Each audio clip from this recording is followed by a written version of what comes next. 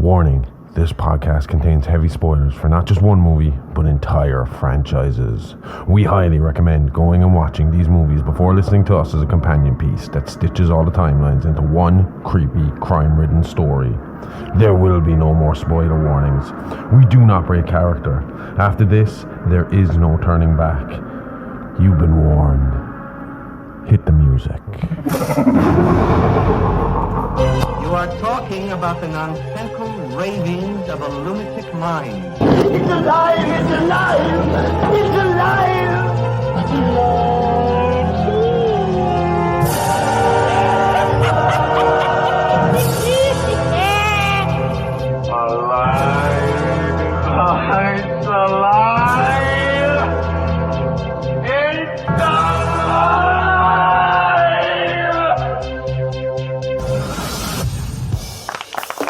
Hello and welcome to It's Alive Alive podcast. This is a true crime, paranormal, interstellar podcast covering unbelievable stories that sound like they were ripped straight from the pages of a Hollywood script. I'm your host, the man of many names, the outlaw Harley Ray, the bruiser Bronson, Dr. H. George Smokenstein, THC, or you can call me Josh for short.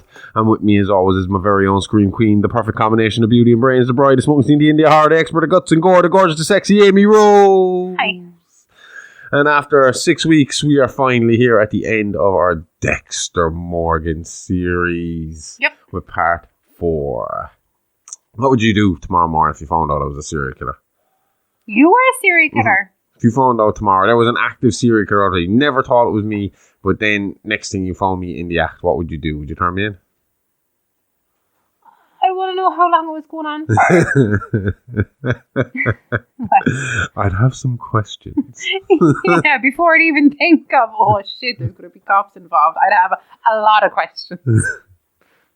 What if I told you I had some sort of code like Dexter? That was only like pedos and actual serial killers, bad serial killers. Yeah.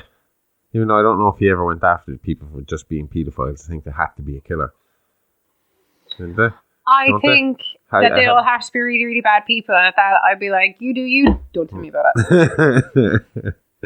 Well, last week we left it just as Deborah Morgan had just walked in on her brother as he dropped the knife on the doomsday killer, Travis Marshall.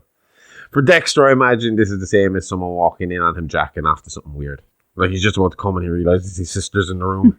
In Pornhub's universe, that would be the start of the movie. Like, Deborah's a good straight-laced cop, even. I'm surprised she didn't turn him in. Me too, to be honest. But he was the only family she had left. Her parents were dead. Her first fiancé turned out to be a serial killer. Oh, and he's her brother's brother on top of that. Again, Pornhub would approve the brother stuff, not the serial killer.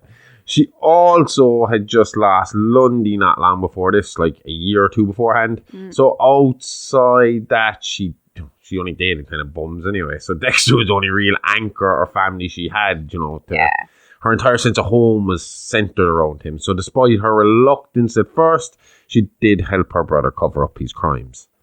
Before the initial shock of what she was seeing had worn off, Deborah found herself in a nearby gas station, filling a jerry can with petrol to burn the church and hide it in place of the now deceased Travis Marshall. Together, the siblings cleaned down the crime scene in a panic before burning the church down along with Travis's body and any evidence connecting them to the crime. Or so they thought. I have a question just about Deborah's dating history. Yes. Okay, how do I explain him? Right, so first boyfriend, Brian. Yeah. Right, and who turns out to be... Yeah. Yeah. Well, first boyfriend in this story. I'm sure she had boyfriend you know before. what I mean. We knew But if they about had gotten married, is that not, as in, like, would she not be technically marrying her? I mean, like, I understand Dexter's adopted. But there's is that not actually... really an odd... Oh! There's a rumor that they're both... She has her therapist. Yeah.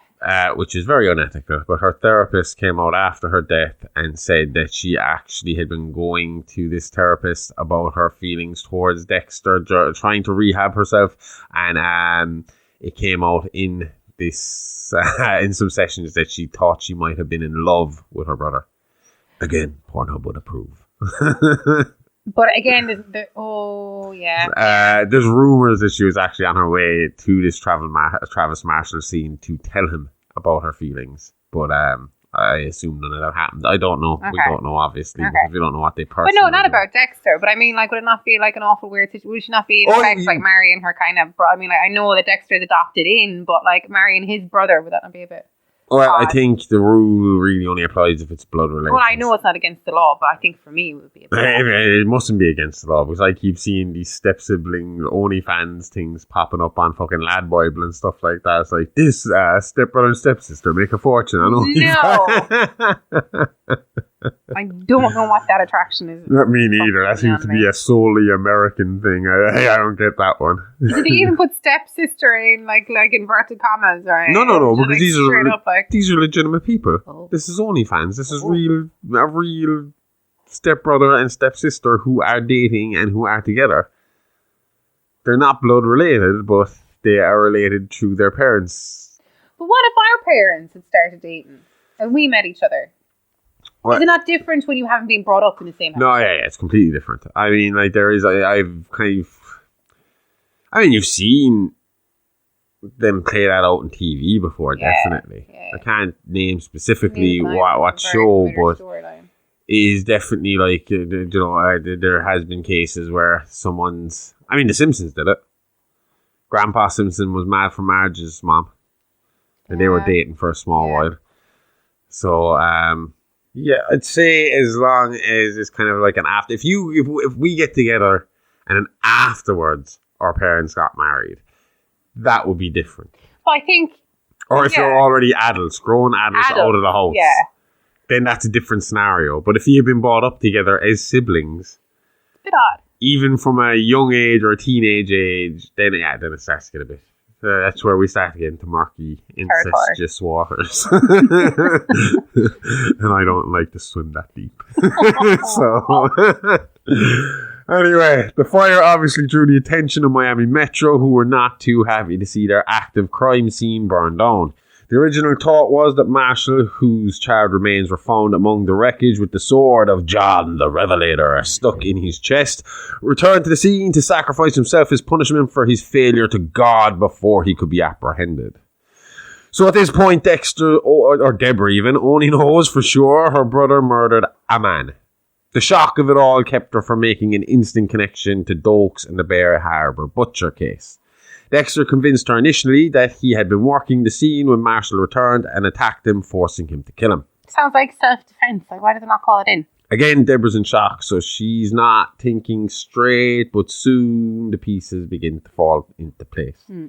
First, it was Dexter's reluctance to, as you said, to involve the police that had her thinking. But as the church burned, the penny dropped. The plastic sheeting, the way Marshall was strapped down by cling film, the tools Dexter had on him, it was so fucking obvious now. Yeah, I was thinking, alright. I mean, self-defense. You got the guy cling film to an altar. Have you ever tried to rip cling film? That guy was going nowhere. I have ruined many a sandwich trying to fucking wrap or even cut the cling film at the end, or trying to get him back out of the cling film sandwich. Do you ever go to a deli and they wrap that shit like it's fucking, I don't know, like it's Fort Knox? Very A chicken few fillet roll in a anymore. fucking Fort Knox. That's what it is. You're dying for your breakfast roll. You're fucking hungover the fuck, and Gotta there's be a this lunch roll at this fucking stage. force Yeah. field around it that you cannot break through. Dunn Stores was the worst for this. And then you get through it, they'd have the paper fucking layered in. It was, which is fine. Paper layer is grand. That but falls apart. doesn't it? Jesus Christ, that plastic. Many a times my fucking roll looked like a penis that managed to get a condom halfway on. Because I managed to get the cling film so far down, and then it gets stuck because it would, be tight from being rolled down, and it would just look like someone who couldn't get it all the way out. No. Too big for the condom. Oh yeah. Dunn Stores showing off with the rolls. My phone, so you putting condoms on. Just one. So she listened to Dexter again, this time the true story. Everything from his mother to his brother, his urges to Harry and the code. Deborah rationalised that Dexter's issues were Harry's fault. Because they are. Either way, she wanted to give her brother the chance to redeem himself. I mean, his victims were hardly innocent, for the most part anyway. So to redeem, he had to rehabilitate, but that meant she was going to be on him like a fly to shit. All day, every day, just like Dokes before her. Step one, she was moving in, and if he wasn't at work, then he was required to be by her side, or she would turn him in for his crimes.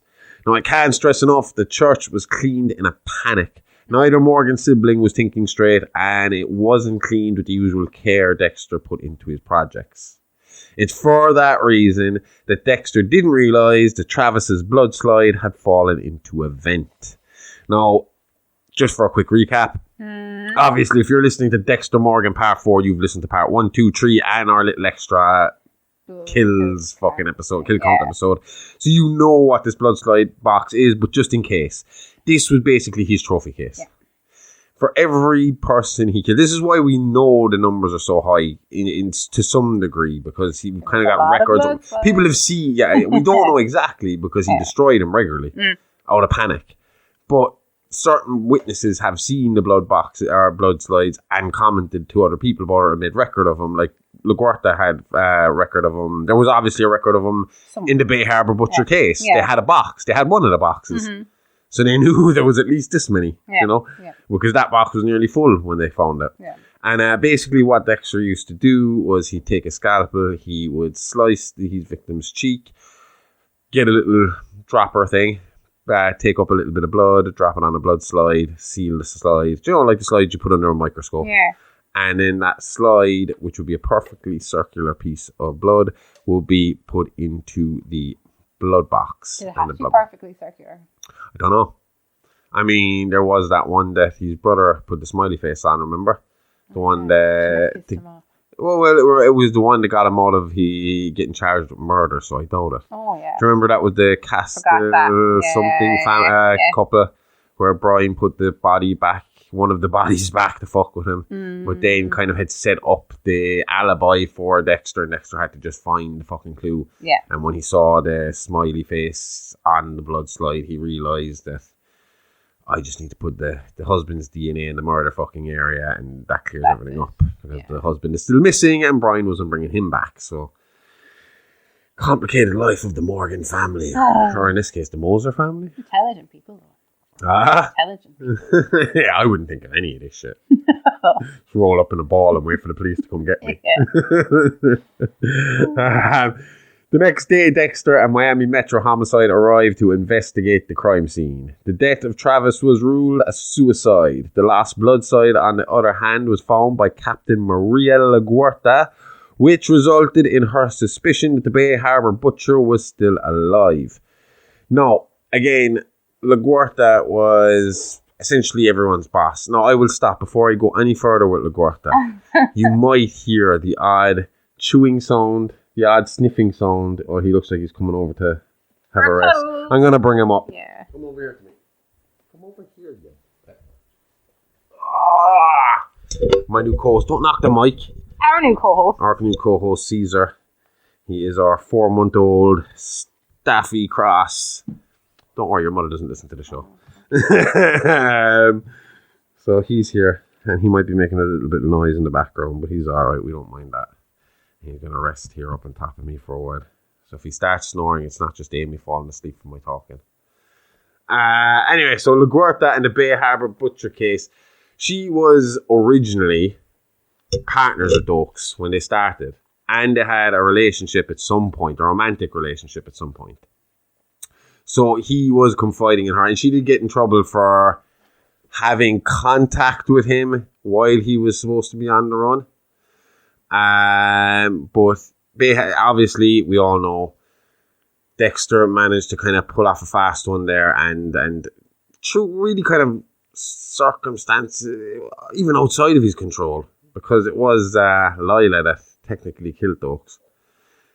He managed to frame Dokes and get away with it, and Dokes was seen as the Bay Harbour Butcher. He went down in history as the Bay Harbour Butcher.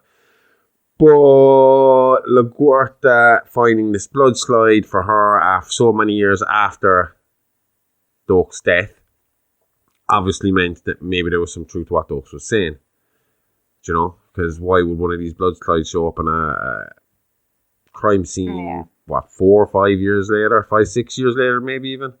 When was this? 2013, 2014? So, This drove LaGuerta to reinvestigate the case privately in order to clear her old friend lover James Doakes' name.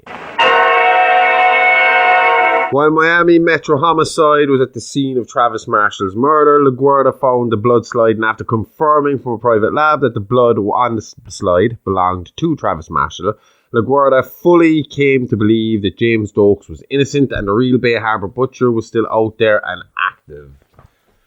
So she decided to try and reopen the case, not only in an attempt to find the true murderer, but to prove the innocence of her departed friend and former partner. This in itself was a major uphill battle, as the last thing the brass wanted was an old case about a vigilante serial killer cop back on the front page. She continued to investigate anyway until Deborah gained wind of it and got herself into position to help her and keep tabs for Dexter. According to LaGuerta's notes at the time, as they interviewed a victim's family, LaGuerta spotted Deborah hiding something about the case and immediately suspected she knew more than she was letting on, but chose to say nothing so Deborah wouldn't realise she had been made and LaGuerta could continue to pull the strings on the investigation. As LaGuerta began hitting dead ends in the case, she eventually dug deeper and discovered a name on several of the cases was Dexter Morgan. This caused her to recall Doakes' obsession for Dexter and belief that Doakes may be right. So it took them a while, but one by one these cops are starting to realise something isn't quite right with Dexter. Looks that way, alright. Even with all this going on, the Morgan crew had to work, finding themselves on the road with a convict named Wayne Randall. Randall, wanting to purge his soul and get some fresh air after years of incarceration, agreed to reveal the location of bodies he had buried, helping cops clear some cold cases and getting him a few more creature comforts on the inside and a nice day out. Or at least that's what it seemed, because as the day drew to an end and Randall seemed satisfied with his little taste of freedom, he ran right out in front of a truck, killing himself instantly, preferring the grave to the reality of life alone in his cold, dark cell. Really went for that Bonnie and Clyde shit, didn't he? Mm-hmm. Apparently he grabbed his then 15-year-old girlfriend Hannah McKay and suggested they take off on a road trip. Their simple dream was to live together on a farm in Argentina. However, the two ended up on a 3-state killing spree in which Wayne was considered the main perpetrator. It was revealed that Hannah was responsible for one victim's death after Wayne captured a couple. As Wayne was stabbing the man, the wife tried to stop him. Wayne ordered Hannah to get her off him, so Hannah pinned the woman to the bed and stabbed her until the screaming stopped. Once they were caught, Hannah turned state evidence against Wayne and he was incarcerated. Hannah, because of her young age, was sent to a juvenile facility for 6 years. While there, a counsellor allegedly began abusing her. When he received little punishment, Hannah allegedly took matters into her own hands. A couple of weeks later, the counsellor died from ingesting rat poison. As an adult, Hannah went on with her life. Her marriage to a man named Jake Kirkwood lasted a few years until he died at the age of 40 from a heart attack. Later, Deborah Morgan had Jake's body exhumed to prove that Hannah poisoned him as well, but he hadn't been embalmed and only bones remained, so not much good there. I know it will be seen only as circumstantial evidence, but you think they dig a little deeper as to why she chose not to have her husband embalmed. It seems like an obvious attempt to cover up evidence, if you ask me. Definitely. But I wonder if there's some religions that would stop you from being I embalmed. was just thinking the same thing. Because they do stuff like, I presume a lot of religions would stop you from you being autopsied. Because, I mean, men's testicles are cut off and, like, all your organs are put in a bag and put inside your, like, chest cavity and your tongue is cut out and shit like that. But some religions you have to be, like, whole body going under the ground. Yeah. And would you be able to get anything off the bones or for poisoning? No, not really. Depends on the poison, I would think. Also, this is years. It would have to be a slow-acting poison. We're talking years after the fact here as well. So no other evidence was taken at Kirkwood's death, as it had been ruled a heart attack and a natural death. So no suspicion, no investigation, no evidence. They never really investigated it, so this wasn't really, not embalming the body wasn't enough to go in on her. A year before crossing paths with Dexter, Hannah was the apprentice to Beverly Gray at a greenhouse. Beverly ran a small gardening business and was Hannah's mentor up until she became gravely ill and was cared for by Hannah until she died from heart disease. Hannah then inherited Beverly's gardening business and ran it as she did. Same clients, same schedule, same handyman. Oh, come on. Like, this time she has no excuse. Or was this a genuine death? Like, it's very convenient for her, but up until this point, she seems to have killed out of self-preservation. It sounds to me like Beverly was like a mother to her. Like, why kill her when she could just wait for her to die and inherit the land anyway? Not sure, but they did grow aconite at Beverly's, so the means was there if she wanted to. Aconite has some badass aliases like Wolfsbane, Devil's Helmet, or the Blue Rocket. Most species are extremely poisonous and must be handled very carefully. I don't know why, but the Devil's Helmet sounds dirty. All of these plants should be handled while wearing protective disposable gloves. It has, albeit rarely, been hypothesized that Socrates was executed via an extract of Aconitum species, such as Aconitum napellus, rather than via hemlock. Hemlock is what I always heard Socrates drank, like he was forced to drink it, like Aconium maculatum. I would say that's probably why it says, albeit rarely. Aconitum was commonly used by the ancient Greeks as an arrow poison, but can be used for other forms of poisoning. It's also been hypothesized that Alexander the Great and Ptolemy the 14th Philopator were also murdered via aconite. In April 2021, the president of Kyrgyz... Sorry, can we pause for 2 seconds? Because I've... No, come on, try and say it. I'd like to make a joke out of this, because this is funny. Kyrgyzstan. Sounds like... I need to take a drink. It sounds like... Pause, have a bit of mercy so I can take a drink. I thought you just couldn't pronounce Kyrgyzstan, and I think it's awesome. Kyrgyzstan. It sounds... Like where the Kyrg is from. That's what I was about to say. It's like his own place. So, the president of Kyrgyzstan promoted aconite root as a treatment for COVID-19. Yeah, I suppose you die, so I mean, like, you're going to be cured, but you're also going to be dead. Subsequently, at least 4 people were admitted to hospital suffering from poisoning. Facebook had previously removed the president's posts advocating use of the substance, saying, "We'll remove this post as we do not allow anyone, including elected officials, to share misinformation that could lead to imminent physical harm or spread false claims about how to cure or prevent COVID-19. But yet I saw everywhere that Trump was promoting, what was it? It was kind of harsh, kind of... I'll be honest with you, when I was putting this into the script, I thought it was Trump I was talking about, and then I realised it was someone else. I was like, yeah, that sounds like something he'd say. So was it the cure or the country that was the misinformation here? Because I've never in my life heard of Kyrgyzstan. I've heard of Kyrgyzstan. Is Japarov one of these guys who lives, off the grid, burning his passport and claiming his backyard is like a new country? Like your man at the oil rig, didn't he have like his Peter Griffin did it. In Family Guy, Peter Griffin realised that his house was on a plot of land that didn't turn up on one map of America, and decided that he was seceding from the United States, and he then started Pretoria. Pretoria. He was the president, he ran it, but he got to go to the UN and all that shit. Yeah, so he'd be president by default in Kyrgyzstan. Just some guy named Kyrg Japarov. Like, oh, I'm going to be... Now we're going to get loads of emails from offended Kyrgyzstanians for a weekend. Anyway, we've established that a lot of convenient deaths happened around Hannah, and that she had a general knowledge of hazardous substances and how they worked. Dexter spent most of the day with Randall and listened with great intrigue about this Hannah McKay. Remember, Dexter's been on a serial killer diet, no killing under any circumstances, and he was struggling with the urges. So just as a little side project, he began to look into Hannah's past, coming to the same conclusions we have here from looking at the collected years of evidence. Now, usually, Hannah would make the cut for Harry's Code and be eligible for a place in Dexter's blood slide box. Remember, before I reveal this next bit, that we are looking at this information from the outside. Very little information or explanation is available to us because, with the exception of Harrison Morgensen, who the hell is Morgensen? Harrison Morgensen. He sounds like he'd be running for president. With the exception of Harrison Morgan, everyone directly involved here is dead. So no, it's not so funny, is it, Morgensons? No. Huh? Nope. You're not laughing now at the fucking Morgensons. But instead of ending up on Dexter's table, Hannah found herself in his bed as the two began dating after Dexter set up a chance meeting by visiting her gardening business. He must have found some justification for her kills, though. I mean, Dexter's usually cold-hearted and merciless to any form of unjustified killings. I mean, he's killed people for less than what Hannah was accused of. Or maybe he finally found the kindred spirit he had been chasing. Someone not evil in nature, but dark in the soul.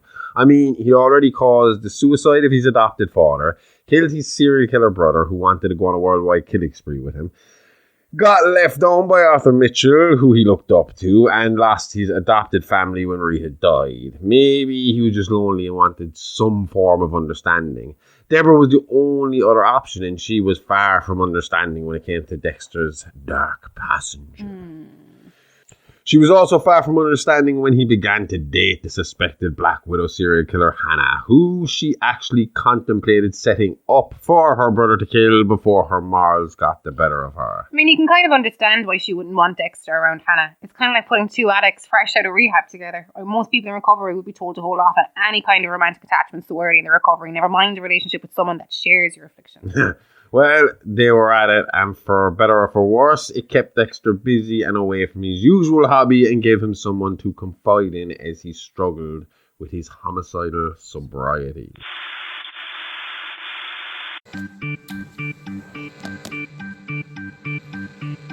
Patreon is alive, alive, live, alive, live, alive. Patreon is alive, alive, horror podcast. Patreon is alive, alive, live, alive, live, alive. Patreon is alive, alive, horror podcast. Hey kids, can't get enough of that blood, guts and gore? Then head on over to our Patreon, where for just $5 a month you'll get exclusive access to our true crime show Real Monsters and horrific history tales from Playing with Bones with Amy Rose, along with early access to our minisodes and ad-free access to everything else. All this and loads more horror-tastic extras from the Horrorverse. So what are you waiting for? Permission? Go nick your parents' card today and subscribe now at patreon.com/It's Alive Alive Pod. Remember, that's It's Alive Alive Podcast, a really, really fake true crime horror podcast. It's Alive Alive, all the guts and gore with none of the guilt. As Dexter and Hannah's relationship blossomed, Captain Maria LaGuerta was still hunting down leads on her Bay Harbor butcher theory. LaGuerta worked and reworked the old case files, questioning every victim's family members and associates, looking at each and every report or note taken during the original investigation to the point that she could nearly recite them by memory. It was while she reworked the case, she made the discovery that Dexter had moved his boat around the time of the case. In fact, exactly around the time in the case that the police were looking for a boat similar to his own. She continued to look into this without Deborah's knowledge due to her belief that she knew more than she was letting on. She enlisted the help of former Deputy Chief Thomas Matthews on the condition that he would get his 40-year pension plan due to her having cost it in the first place. I think we mentioned it in the past episode, I'm not sure, but she basically politically assassinated him out of the job and his pension. She tells him of her suspicion about Dexter being the Bay Harbor butcher and how he has a boat and Dokes never did. They visit the site of Dokes' death at the cabin. Once there, they gain word that the cabin was owned at the time by Santos Jimenez, which Matthews remembers the name as he was responsible for murdering Dexter's mother, Laura Moser, prompting LaGuerta to realize Dexter had more of a reason to kill him than Dokes. This would be fueled even further after hearing that Dexter's brother Brian was the ice truck killer and that the Bay Harbor butcher chopped his victims into pieces and that Jimenez was missing, having been killed by the Bay Harbor butcher, causing LaGuerta to immediately believe Dexter to be the genuine killer and that Dokes was onto him. To be fair, if you brought all of this to your superiors, every bit of that in that wording, you probably would have got the investigation open again. Oh, yeah. She attempted to question him constantly, but Tom stopped her, stating that he'd do it since he knew Dexter since he was a kid and would be trusted by him much more. After Tom spoke with Dexter, he claimed Dexter provided proof to him that Dokes had a boat at the time of the case and that LaGuerta was just trying to clear her ex-lover's name in a bid to make a name for herself to cement her in the history books of Miami Metro. LaGuerta refused to listen, believing his feelings for the Morgan family clouded his judgment. They still looked into this boat business and they ended up finding a key to a tackle box from the cabin that led them to a deserted boat stand where they found several sheets of plastic. They called a private forensics team and they found knives in a closet, one of which had degraded blood net and a fingerprint on it that was Dokes. Tom was convinced at this point that this was more than enough evidence to close the book out on the Bay Harbor butcher case for good. But LaGuerta still wasn't convinced and still believed that Dexter planted the evidence. In the meantime, Hector Estrada, who we had spoken about a little bit in part 1, the man who ordered the death of Dexter's mother, was released from prison after 40 years. Well, he's definitely fallen off the wagon to get Estrada. Off the wagon. During this time, Dexter is suspected of killing 4 members of the Koshka Brotherhood, along with Hannah McKay's father, Clint. So Hannah didn't just take off with Wayne Randall for shits and giggles. She left home because home was unbearable and Clint was an uncaring, unloving father.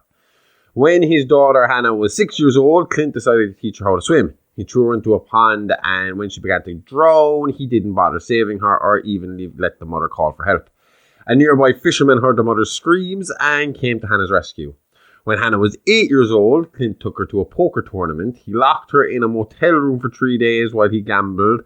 Afterwards, he gave her a dollhouse, bragged about his big win, and promised to never leave her again, which was a lie. In later years, Clint made secret deals with crime writer Sal Price, who paid him for information about Hannah. Sal Price. I read his book about the Chautauqua Park Creeper, the Chautauqua Stadium, a decent enough writer. When he was younger, he wrote about the Wayne Randall and Hannah McKay killing spree, depicting Wayne as the lone killer and Hannah as an unwilling accomplice. He returned to Miami when he suspected that Hannah was murdering people close to her. They included her counselor at the halfway house, her husband Jake, and her mentor Beverly Gray. The book never got made and Clint McKay went missing. Hasn't been seen since 2012. It's strongly believed due to snippets Harrison Morgan has revealed in an interview that Dexter dispatched of Clint despite him not meeting the code as he was upsetting his new pet Hannah. See, there's this myth that's built up around Dexter that he's some kind of Batman vigilante or an anti-hero of some sort because killing others is no great loss, or killing other killers even is no great loss to the world. But we can see here he'll happily kill for convenience too. Like, fine, Clint McKay was a deadbeat dad, but he didn't fit Dexter's moral code, proving that a serial killer is a serial killer, regardless of so-called codes. And once he's back into a corner, Dexter is willing and able to kill anyone regardless of their guilt or innocence. A fact that will become more and more apparent as the rest of this story unfolds. Either way, his efforts were in vain as Hannah got herself in trouble again for the murder of Sal Price, who died around the same time Clint went missing. Aconite was again found in his system. Hannah went on the run and wouldn't be seen by Dexter for another 8 months. So what happened with Estrada? Exactly what you expected. Dexter went straight at him. Until now, Estrada had always been out of Dexter's reach due to him being incarcerated. Because he was a victim, Dexter was notified when Estrada came up for a compassionate release.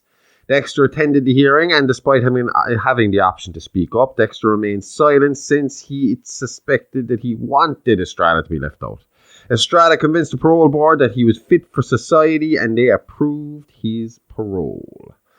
Dexter finally had the opportunity to kill the last man responsible for his mother's murder after nearly 40 years. Estrada proved he wasn't in as poor health as displayed during the hearing as Dexter watched him chase a bus. Dexter soon introduced himself to Estrada under the alias Steve Gaskell. He pretended to want Estrada's help in selling a large amount of Sapphia. In order to gain Estrada's trust, he mentioned some of Estrada's old partners. Obviously, he knew him because he'd already killed them. Yeah. After initially blowing him off, Estrada was convinced by Dexter to meet up with him later that night on Christmas Eve. A lot of shit happens to Dexter on Christmas. I might as well tell you that much now. As this goes on, we'll see a lot more bloody Christmases. As scheduled, both men arrived at the meeting spot and Dexter walked with Estrada to a shipping container. As they entered, Estrada noticed a plastic-covered interior and a chainsaw on the table. Estrada pulled a gun, but Dexter quickly disarmed him, although a shot was fired.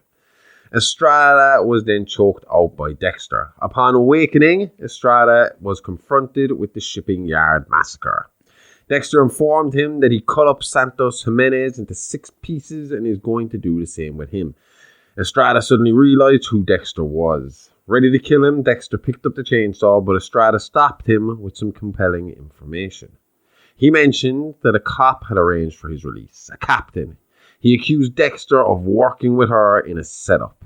Dexter then realized that it was Maria LaGuerta and she was setting a trap for Dexter himself. He cut Estrada loose and walked him out onto the dock with Dexter trying to keep him quiet. LaGuardia with 2 armed detectives arrived on the scene, and Estrada took the opportunity to thump Dexter and escape into the waters below. Dexter was left without knowledge of his whereabouts. LaGuardia arrested Dexter for the murder of Hector Estrada, unaware that he had actually escaped Dexter. She even marched him through the station in handcuffs in front of his peers, causing an uproar. She brought Dexter into interrogation and accused him of killing Hector Estrada and of being the Bay Harbor butcher. She claimed to have found Estrada's wallet and bloody shirt on Dexter's boat.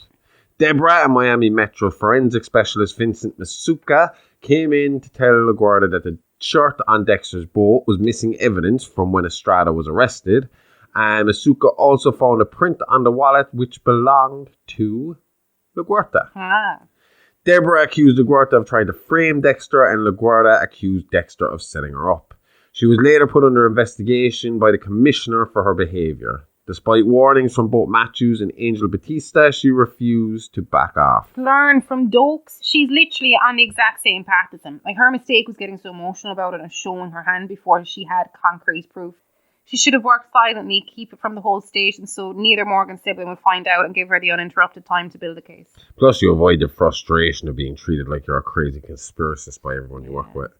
But, we would see that plan actually work out maybe a little later. We're going to get into that soon. After the failed attempt to kill Estrada, Dexter visited his wife, Florencia, in an effort to find him. I said that right? Florencia? That's right.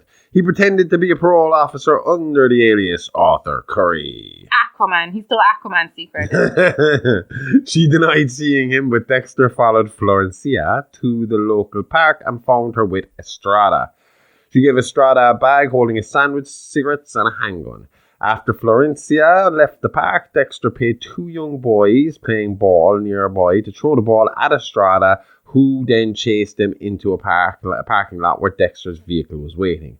Dexter injected Estrada with the M99 he usually used, threw him into a cargo space, took him back to the shipping container, and secured him to the kill table. Dexter lied to Estrada, saying that he would set him free if he called LaGuardia and lured her to the container. His plan was to set LaGuardia up by first killing Hector Estrada and then killing Maria, while making it look like Maria and Estrada killed each other post-mortem. His plan was going smoothly until Deb walked in minutes after Dexter tranquilized LaGuardia. Because LaGuardia was given less than the usual dose, she woke up in the middle of Dexter and Deborah arguing about what to do with her. She begged Deborah to kill Dexter, still thinking Deborah to be a good cop, but instead, Deborah shot and killed LaGuardia to again protect her brother's secret. 6 months after her death, a bench was named in her honour. Angel Batista, LaGuardia's former husband and ex-partner, was displeased with her receiving a park bench as a memorial, as he felt she deserved more than that for her years of sacrifice and service to the city of Miami. Former husband, were they married? It was short and sweet. They were dating, married, and divorced within like 2 or 3 years. But even after they divorced, they remained very close and worked together a lot in homicide. Batista got LaGuardia's possessions into storage, and again, the suspicion on Dexter went away with them. You've been teasing me with a fake death for 5 weeks now. When do we get to Dexter doing order? We're going to get to it right now. So you're still with me now. I mean, it's a big story, but it's been pretty straightforward to this point, yeah? Sure. Parents killed by cartel, homicidal tendencies, the code, the kills, the other serial killers. I think I got it. Good, because this is where it gets a bit confusing and where information dries up for a while. What we know here comes from patches of story that Harrison had inherited from Hannah over the years and from the notes of Dr. Evelyn Vogel. Who's Dr. Evelyn Vogel? Evelyn Vogel was born in England but lived in Miami during her marriage to Richard Vogel. The couple had 2 sons, Daniel Vogel and Richard Vogel Jr. Unfortunately, one day they discovered their youngest son, Richard Jr., dead at the bottom of their swimming pool, drowned by his brother Daniel out of jealousy. Evelyn and her husband covered up their son's murder and committed Daniel to a mental institution in England. When Daniel was 17, a fire broke out in the institution, killing 7 children, one of whom was presumed to be Daniel. However, Daniel had faked his death with the corpse of a burned child. He then took the identity of Oliver Saxon, the child found burnt in his place, after which he lived in at least a dozen cities in 2 continents, finally settling in Miami in 2008. Of course he did. Miami, where you could just cross the border to Cuba and avoid prosecution, or you could just kill the guy, assume your identity, and live happily ever after. Don't these guys have IDs? I know, right? Due to her son's pathology, Evelyn and neuropsychiatrists began specialising in treating young psychopaths. She wrote a textbook about her experience with them, which garnered much attention. During this time, Harry Morgan approached Evelyn seeking advice about his adopted son Dexter, who showed signs of psychopathic tendencies, e.g. killing animals. They worked together to create the Code of Harry, a set of principles which allowed Dexter to live freely and kill other murderers. Evelyn also met Thomas Matthews around this time when consulting on a few cases. After she retired, Evelyn moved back to England for several years, returning to Miami a year before the brain surgeon case. I'm calling it now. Saxon is the brain surgeon. Yep, a fact not missed by Vogel. And even if at first it wouldn't be for long. You see, the brain surgeon was called so because he would take a melon ball-sized chunk out of each of his victims' brains post-mortem. Chunks that started arriving on Vogel's doorstep in nicely wrapped boxes not long after the case begun. Where's Deborah through all this? Like the last you mentioned her, she shot LaGuerta. I can't imagine she's in a great place around now. LaGuerta's murder had destroyed Deborah Morgan, who had at this point quit Miami Metro and took up a job with a private investigation firm. She was racked with guilt, drinking heavily and abusing prescription pain pills. Poor Harrison didn't have a chance growing up with this shit show. He was grand. Hannah was watching him. She had returned to Miami after charges against her were dropped and after disposing of her second husband when she went right back to Dexter. Oh, good. The poisoning serial killer is watching him. At least we know he's in a safe and stable environment, and she just killed another man out of convenience. A great example. The man was Miles Kastner, who had been attempting to court Hannah for years, regularly buying flowers from her when she ran Beverly's old gardening business. Miles was a man with great means, and when he learned of Hannah's troubles after Sal Price's death, he provided her with the funds and support to change her identity and go missing, but only if she agreed to marry him. Stuck with no other way out, she agreed, but in time it became apparent that the marriage proposal would not be the only thing forced on her by Miles, and after many physical altercations, Hannah snapped, killing her second husband in a crime of passion as he attempted to again rape her, holding her on his yacht against her will. Okay. As long as there was rape involved, I suppose it's okay. I mean, no one's going to miss another rich rapist piece of shit. I'm sure the world's a better place without him. And I still wouldn't trust her with my kids, though. You trust her with your kids if there was a rapist around. I trust with my kids if there was a rapist around. Go get the rapist, Hannah. Go get the rapist. Good, Hannah. Good, Hannah. As Dexter and Evelyn reconnected, she shared with him footage of her sessions with him and with Harry, giving him, and after her death, us a better insight into what exactly went into building the code. We've spent this series calling it Harry's Code, when in fact he was only acting under the guidance and recommendation of Evelyn. So maybe Vogel's Code would suit it better. All this time we've been saying Harry should have been brought Dexter to a therapist and fixes the early issues. And it turns out he did and just picked the wrong one. Yep, but to be fair, a rational person would have twigged that the therapist was a bit mental when she was encouraging killing. That is true. So, as she shared with Dexter his past, she also shared her own anxieties and worries that her son could be the brain surgeon and out to get her as revenge for his childhood incarceration and, in his mind, abandonment. So Dexter made her a deal. He would help her track down and stop her son's killing, handing him over to police upon capture, and in return, Vogel would work with Deborah, working through her PTSD, guilt, and explaining minds such as Dexter to her as a way to help Deborah understand her brother and his compulsions a little better, and hopefully maybe even accept him for what he was with time. Again, I'm not quite sure what happened here. It's not very well documented, and to be honest, I think authorities were still trying to unravel the whole thing themselves. But as the investigation progressed and things began to heat up, Dexter became more and more disillusioned with his life. Seeing Harry in the way he spoke with Dexter on the tape sessions with Vogel, learning that Harry's code was never really Harry's way but Vogel's, it made him question all of life's decisions.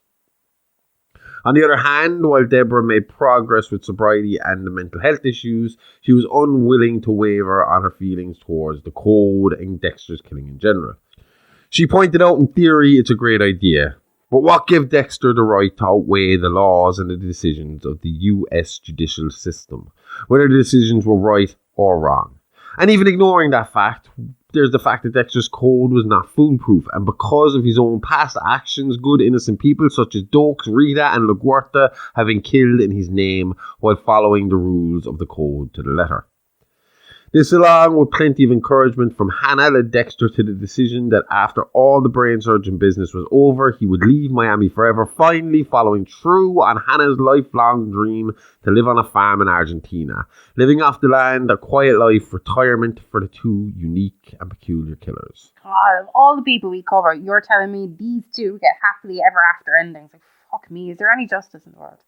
Sounds like it, but not quite, because the brain surgeon Oliver Saxon still had to be dealt with, and he was closer than any of them knew. Oliver had begun dating Dexter's neighbour Cassie Jolenston, and to the outside world, this perfect psychopath was able to mimic regular emotion without issue. Something he was able to prove after killing Cassie and framing a patient of his mother, Zach Hamilton, who Dexter was helping as a potential apprentice and heir to the code. When Dexter and Vogel believed Zach, who said he didn't kill Cassie, he himself was killed and staged in Dexter's apartment, letting his mother's surrogate son know to back off and let him finish his business. Then things went quiet for a few days, and the next thing to happen was Vogel asked Dexter to back off Saxon. Wait, what? A mother's love. Oliver had reached out and asked his mother for help. She bought into his bullshit and agreed to try and treat him, and in turn call off her own killer Dexter, who Oliver obviously felt was a threat. How is this woman a practicing doctor? Technically retired, but I get your point. Thankfully, it was those doctor skills that led her to the fast conclusion that her son couldn't be helped, and the realization that he was only using her and her knowledge to get away with his crimes rather than control them. So she's not completely incompetent. If she had been, she might still be alive today. Yeah. Saxon could feel his mother's fear and knew she was having second thoughts in regards to his rehabilitation. So feeling the same jealous stink he did when he killed his brother as a child, Saxon waited for Dexter to arrive at Vogel's and slit her throat right in front of him before escaping. Dexter tried to save her, but she was too far gone, and he had to quickly wipe files from the home that made any reference to him or the Morgan family. Once homicide detectives hit the scene, Dexter provided them with evidence from the DNA swab which revealed that Saxon was Vogel's son. Also, after locating Saxon's kill room inside an abandoned hospital, he found a computer incriminating him in the murders of several people, as revealed by recordings he took of himself killing his victims. Dexter uploaded the footage and anonymously sent it to the media, which made Saxon a wanted man.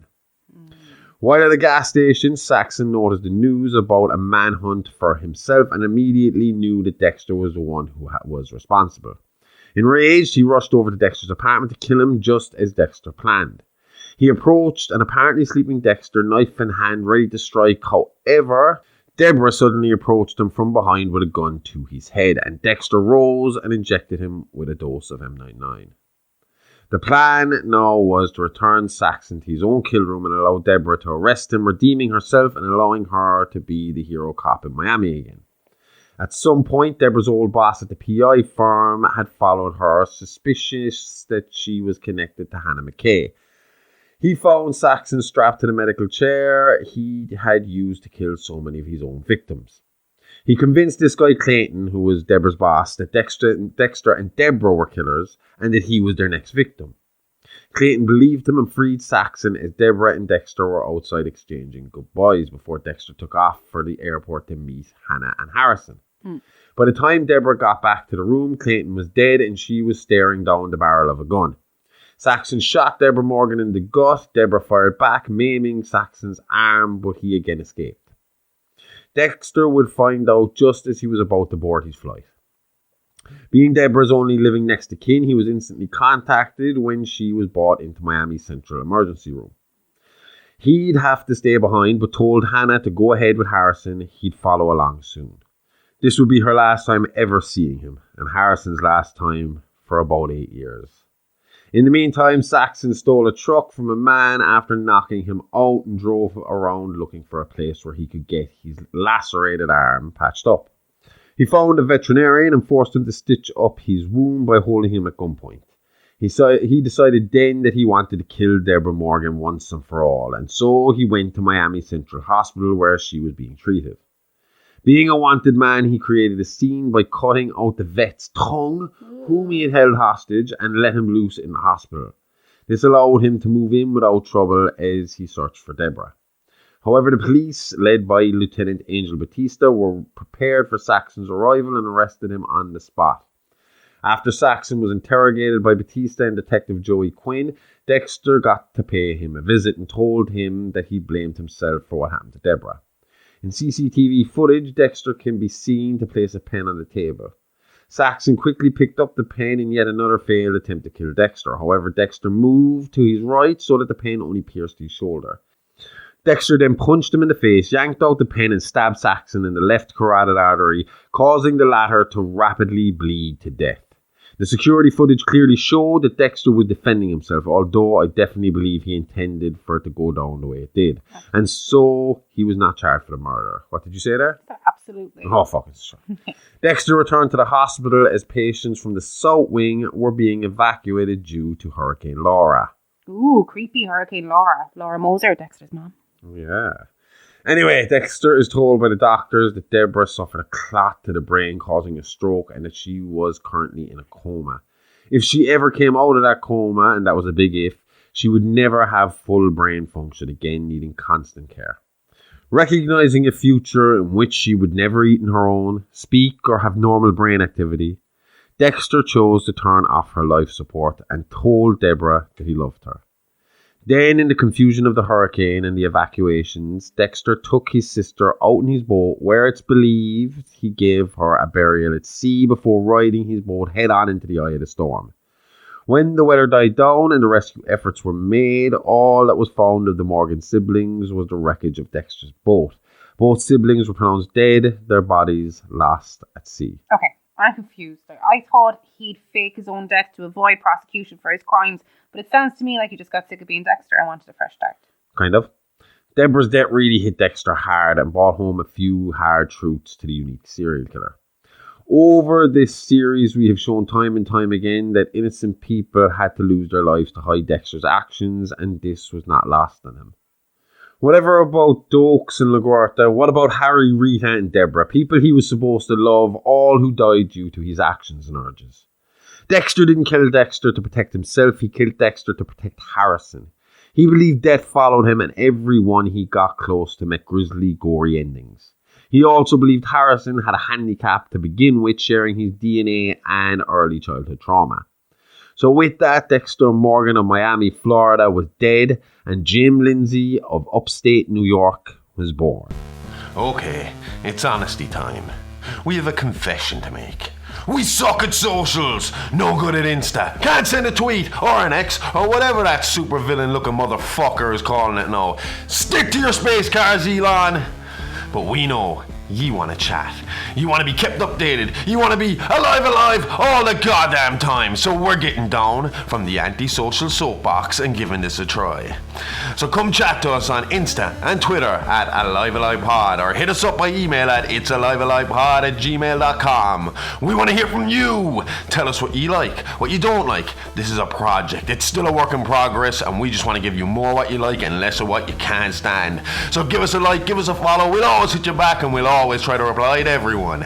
So come say hi. We don't bite. Well, at least Amy doesn't. And she keeps me well fed, so you got nothing to worry about. Now, back to the show. So if you were going to fake your own death, how would you do it? Where would you go afterwards? Oh, and what would you call yourself? What would your new alias be? My first name would be Vivian. Vivian? Yeah. Really? Yeah, I loved Vivian Lee when I was younger. Absolutely adored her. And then my mom was like, I would say. Would you let people call you Viv? No, that's the reason. My mom was actually like, because I said to her, oh my God, I love that name. And she was like, oh, that was like, we were going to call you that, like you'd have been Vivian Rose. And I was like, oh, I'm pissed off that she didn't call me that. And she was like, no. She was like, the reason we didn't call you that is because in Ireland, it would have been shortened to Viv. And we did not want that. Well, I would know it from Fresh Prince of Bel-Air. Viv. Vivian. Yeah. No, people That's would where that call would've me came Viv. from. I'd have faked my own death again. If you called me Viv. I fit my name. Shit. You could just go down to court. No. Get the ball. It has to be as intricate as possible. No, how would I fake it?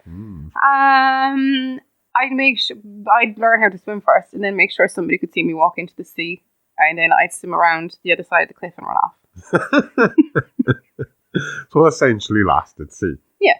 I've always told the kids I'm going to run away to Mexico and become a luchador wrestler, live under the mask. Any Under bit of the stress in this house, and Under you're the like, ma- I'm off to Mexico. Yep. I'm going to go out under the moniker El Bandido Harley Reyes. Oh, I'd fake the death. I don't think anyone did it better than Dexter when it comes to going missing, to be honest. I think missing at sea pretty much is it like, because they're not going to go search all that area for you. If you go missing at sea, it's unlikely the search will go on for very long. If the sharks don't get you, the current surely will. Unless you're in Egypt and do it in a river. Then you can go country. Weigh him down like Jason Voorhees. Meanwhile, finding a body at a boat crash scene after a hurricane is virtually impossible. Do you know what I find particularly fucked up? What? Whatever about him going missing at sea, do you not find it strange that he decided to bury his sister at sea? The same place he chose to dump what he deemed to be the scum of the earth. I mean, this is supposed to be one of the few people he feels any bit of a connection to, and he finds some sort of closure by putting her down there with the rest of them. I mean, if I was Deborah, I'd be pissed.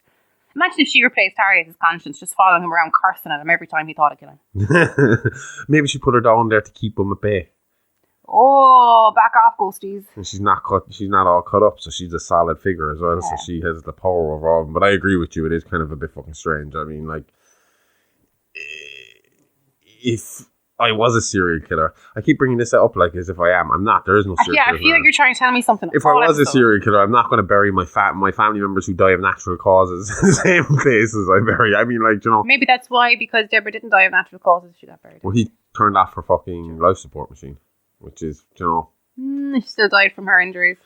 But bodily, if they checked her, it would have been natural causes. It wouldn't have been a It would murder. have been- He could have just turned off that life support machine and walked away, and she would have gotten a burial, and people would have just said in the hurricane mix, the life support machine got cut off. If anything, if he hadn't faked his own death, he would have gotten a big payout. He could have gotten Harrison a big payout. Yeah. You know, against the fucking that's the thing, and made sure him and Hannah were living fucking comfortably forever if he was going to do it. But yeah, I do like your thought of him switching Harry and Deborah as the consciousness side. And it could have been because, for one reason or another, Dexter abstained from murder for about 8 years to the best of our knowledge. So maybe Deborah was in there screaming, "Stop, you fucknut," every time he was about to go do something.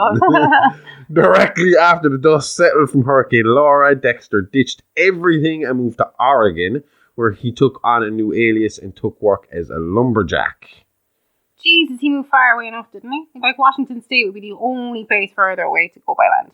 Yep. He didn't stay there long, though, moving every couple of months, 6 months the most, making his way across the country to New York State, where he finally settled under the alias of Jim Lindsay in a small town of Iron Lake, best known for their hunting and trucker rest stops. When did he settle there? Again, this case is still being worked and new information is coming out regularly, but it's believed he settled there in 2016. Officers working the case have found records of known Dexter aliases working in various building sites and lumber yards from 2013 to 2016. They show that the killer moved from Oregon to Idaho, up to Montana. Then he went from there to Nebraska. After that, there's a record of him being in Ohio and briefly in Pennsylvania before ending in New York. And when I say New York, he was nowhere near the city. He was closer to Canada than he was the city. It was a bit of a trip to go right into the Big Apple, you know? So once he settled in Iron Lake and established a new identity as Jim Lindsay, Dexter got a little land in the woods, built a cabin, got a job at a hunting supply store, and began to embed himself in the small town's community. Once again, donning a mask to keep the true monster inside, and Dexter himself outside of prison, that is. And Dexter being Dexter, he did this with the greatest of ease, becoming the slightly quirky but friendly Mr. Lindsay. From here, he used advice given to him by his sister to deal with his addiction. Routine. He'd busy each day and live to a set code and schedule. He'd focus fully on becoming Jim Lindsay and leave Dexter behind permanently. He was even so confident in his ability to hold the mask that he started dating local police chief Angela Bishop. Is it arrogance, or is it some sort of rush for him that he can't give up, like he needs to be under their noses the whole time? Or is it a clever way to make sure you're always the first to know the news? If he's by the police's side at all times, then he's able to clean up his mess before forensics pick up on something, as we've seen him do time and time again in Miami. Or in this case, he's the first one to hear about it if the name Dexter Morgan or the Bay Harbor Butcher gets mentioned in Iron Lake. But unfortunately for him, that's not quite how it works out. You see, Angela was the first Native American chief of police in Iron Lake, an area which was home to the Seneca people, of which she was a part of. Now, from what I can tell at this time, the Native American reservations or land in the US wasn't exactly the most well-funded areas in the country, with the Native people usually having little prospects of getting a better life. I don't know what it's like now, but Angela probably didn't grow up amongst high-class society and probably had to rely on welfare for most of her early life. This resulted in a lot of disillusioned teens fleeing the reservation in search of greener pastures. One of those teens was Iris Broussard. She left the reservation in the winter of 1996. Angela was supposed to be with her, but chickened out at the last minute, leaving her friend alone. Iris would not be heard from again. Angela believed that this was unlike her friend and was convinced that regardless of the circumstances of her leaving the reservation, Iris would never cut all contact with her family. Over the coming years, Angela began to notice more and more runaways going missing and allegedly cutting all ties with their past life. Being the inquisitive type and then feeling guilty for her not being with Iris to protect her, she was driven to become an officer of the law, eventually working her way through hard work and diplomacy to the top job in Iron Lake law enforcement. She seems very similar to Deborah. Doesn't she? Mm-hmm. It's strange that he would pick somebody so fucking close to his dead sister to align himself with. Especially considering how his sister felt about his hobby. Mm-hmm. And how Angela was likely to feel about it. And the difference here is Angela wouldn't have the added connection of being a lifelong sibling. No. Do you know? No. Even if it was. A few years. Even if they were together a few years. Yeah. Whatever else, they definitely shared the same drive and convinced that the constant disappearances in Iron Lake were linked. Angela spent her entire career dedicated to finding the person or persons responsible, essentially getting justice and closure for Iris, her family, and herself. Just like Deborah Morgan, so many times before her, she was ignored, never having enough evidence to get a real investigation going. These women would just go missing without a trace. Eventually, the natives stopped going missing, but now the odd parent would come through with pictures asking if anyone had seen their daughter coming through.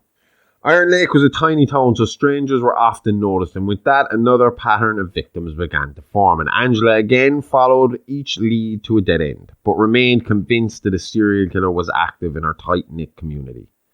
She was right, and the same day the Bay Harbor Butcher was finally brought to justice, so too was the runaway killer Kurt Caldwell. But before we get to him, let's talk a little bit about his son, Matt Caldwell, because it's his actions that would start a chain of events that would lead to the downfall of both his father and our main topic of discussion for the last 5 weeks, Dexter Morgan. Matt Caldwell was the only son and child of Kurt and Marie Caldwell. Growing up wanting for nothing, Matt was your typical rich kid party boy, living off his father's wealth and taking no responsibility for his own actions or deeds. Matt went missing in December of 2021, fresh out of lockdown and ready to hunt, drink and party. Matt made his way from his upmarket New York City apartment to his father's home in Iron Lake to shoot some bucks and party with his bros. God, imagine being on lockdown with someone like that. All that energy and ignorance trapped between four walls for months on end. I'd have killed him. You're not the only one. We're going to be talking a lot more about lockdown in the coming weeks, but for now, back to Matt. Because if you think you couldn't last around this guy without killing him, then imagine how the now very blue-balled killer Dexter Morgan felt when he encountered him. Especially when he heard that Matt had been responsible for 5 deaths in a boating accident. No charges were ever brought against Matt, as the scene was believed to have been a tragic accident. But those in the know believe Matt was under the influence driving the boat and rammed the other boat on purpose. And that a friend by the name of Bill Harris, who was also on the boat that day, covered for Matt. Directly after the trial, Bill, who had no real education past high school, received a high-title job from Caldwell Trucking Incorporated. It was some bullshit title similar to Matt Caldwell's, an honorary title that would allow them to get paid but didn't require them to do any real work. Harris is thought to have received this job as a reward for his cooperation and continued silence. So technically fits the Vogel code. Sure does, but remember Dexter is on the wagon and a kill could set him back down the road of innocent death or, worse in his mind, capture. Caldwell was called in missing about a week before Christmas in 2021. He was last seen heading out early to go hunting buck but never returned. The search for Caldwell was centered around Jim Lindsay's cabin, much to Dexter's annoyance. Being that he was the chief's boyfriend and his cabin was central to all areas set to be searched, he had no choice but to agree and play along. Play along. I assume we can take it that Matt isn't missing, so. Like, that he met Dexter on the wrong day and had 8 years worth of killer rain down on him. That's what the evidence would show later. At first, it was thought that after committing a crime on the natives' land, he fled the scene and was held up in a hotel in New York under a different alias. What crime could he committed out hunting short of shooting or killing someone on purpose? Certain animals in certain parts of the woods are off limits to anyone bar the natives. He shot a white buck on native land. The white buck would have held sacred symbolism to the Seneca tribe anyway, and that crime would have probably carried a fine of anywhere between $500 to $2,000. That's not really a going on the run offence. Like, I mean, to be on the run, someone has to be chasing you, and I don't think anyone is leaving Iron Lake for Matt Caldwell on a hunting charge. Angela's thoughts exactly, and she wanted to look a little deeper into it, so she got trail cam footage from members of the Seneca tribe who like to keep track of the animals around the area. The trail cam only picked up heat signatures, so positive IDs couldn't be made, and the cameras only covered portions of the land, leading to a lot of blind spots. The footage revealed that Matt was not alone in the woods that day, and while Jim Lindsay, the local gun salesman, was able to ID the guns from their shape on the heat signature, all it really established was that Matt was definitely one of the two men in the video. Matt was carrying a distinct high-end $9,000 hunting rifle, which wouldn't have been all that common, whereas the other hunter was carrying the most common gun in Iron Lake, which Lindsay claimed to have sold hundreds of to locals himself. Dexter would have been a great spy. Like, don't they say the best spies are nothing like the James Bond image from movies? Usually they're the most boring, unassuming people, and they just blend into the background and have an ability to be so plain that they leave no impression on you. Sounds like most serial killers we talk about. All we have to do now is work out an early detection system and reconditioning program, and we can solve the serial killer problem. It's alive, not just an entertainment podcast. So what actually happened to Matt Caldwell? It's believed now that Dexter was out for his daily morning hike. He'd get up early every morning, put on hunting gear, get his rifle and head out hunting, except he'd only go as far as the stalking stage. He'd survey the land, find signs of life, then track down his prey. Once he found them, he would slowly stalk and follow the animal, waiting for the perfect moment where he could put the animal's heart in the sight of his rifle. And that was it. That's where he'd stop, and that was just part of the routine. Serial killer edging. Like, no way that ends well after 8 years. Nope. It's believed that Dexter had tracked the same white buck Matt was about to kill, and that Dexter had even managed to get close enough to touch the buck, rubbing the animal's nose. That's when Matt took the shot. It's believed a mix of the death of the buck and the danger Matt put him in by taking this shot with him standing so close to the deer brought about a rage in Dexter 8 years in the making. No one's sure how it went down from there, but Matt's blood was found on a rock at the scene, causing police to believe he was struck by Dexter and fell backwards, hitting his head on a rock and knocking him out. It was later revealed through hard evidence that Dexter burned Matt Caldwell's remains in the local sanitation incinerator. Ooh, what evidence? Well, while Matt got away unscathed from justice from the law, he did make shit of his foot in the boat accident, causing him to need titanium screws in his foot to keep everything inside there in place. Thing about titanium is, it doesn't burn. So once police were tipped off, they were able to collect the evidence to prove Caldwell's body had been destroyed in the incinerator. So why were they so sure for a while that he was in New York, even after the video evidence showed him in the woods with a second person and his blood was in the woods? Well, because his dad, Kurt, said he had spoke with him. He claimed Matt FaceTimed him from a hotel room in New York. He said the original theory was right and that Matt shot the buck, realised he fucked up, and in a panic he fled the scene. Why would he do that? To explain that, we got to get into Kurt. So let's take a little look at his background and history and just what it was that turned him into the infamous runaway killer of Iron Lake. Kurt Caldwell was born on March 15, 1960 to Roger and Mary Caldwell. Losing his mother at a young age to breast cancer, a fate his own wife would meet later on in life, Kurt spent most of his youth on the road with his trucker father, who was too cheap to pay for a babysitter and felt the road would teach Kurt better than any school could. It was here that Kurt regularly witnessed his father picking up and beating prostitutes in the cab of his truck. Kurt would pretend to be asleep, but he said he watched it all. He described how the women, although paid for their services, would be left bloodied and bruised in tears at the truck stop as Roger left them behind to go and do the same in the next town. At least that's what we've been told about Roger from Kurt, who is our only real source on Roger's demeanour and personality. Later, when Iris Broussard's body was finally found, Caldwell DNA was found under her fingernails, but the sample wasn't in great condition and only enough to give a 63% chance that Kurt did it himself. He claimed while in questioning that while out on the road, now in his 30s and working his own route, he met his father at Iron Lake for dinner as their routes happened to meet there. He said his father was in a particularly foul mood that day, and when he saw a girl hitchhiking out of town and his father pulled over, he felt he should have warned her, but obviously he said nothing. Roger killed her and then dumped her body in the local abandoned mines. The truth is now believed to be that Iris was actually the first kill of the runaway killer Kurt Caldwell himself. It's believed that Kurt did in fact witness his father do some horrific things to innocent young women. Kurt, who had been passing through Iron Lake all his life, fell in love with the town and would go out of his way to hit up their truck stops and spend as much time as possible there. It's believed that his MO was he felt the women trying to flee Iron Lake for a more exciting life were not prepared for the horrors of the real world, so instead he would keep them locked away in the town forever, whether that be alive or dead would be their choice. It's believed Iris must have felt uncomfortable with Kurt after he picked her up, not Roger, and that as she tried to flee, he pulled out his rifle and shot her down. This was confirmed later when Iris's body was recovered from the mines in 2021. How did they find the body? Well, Chief Bishop was not satisfied with Kurt's claims that Matt had called him on the phone and went to New York City with true crime podcaster Molly Parks, former presenter of the very popular true crime comedy podcast Mary Fucking Kill. Former, because she was murdered by one of the serial killers she was covering. That's why we do our research on Google and not out in the field. This is that case. She was the one of the last victims of Kurt Caldwell. Anyway, when Angela and Molly went to New York, the first thing they established was that while he was registered as a guest, the man in the CCTV claiming to be Matt Caldwell was not Matt, but another employee of Kurt's. So now they know he's hiding something. Yep.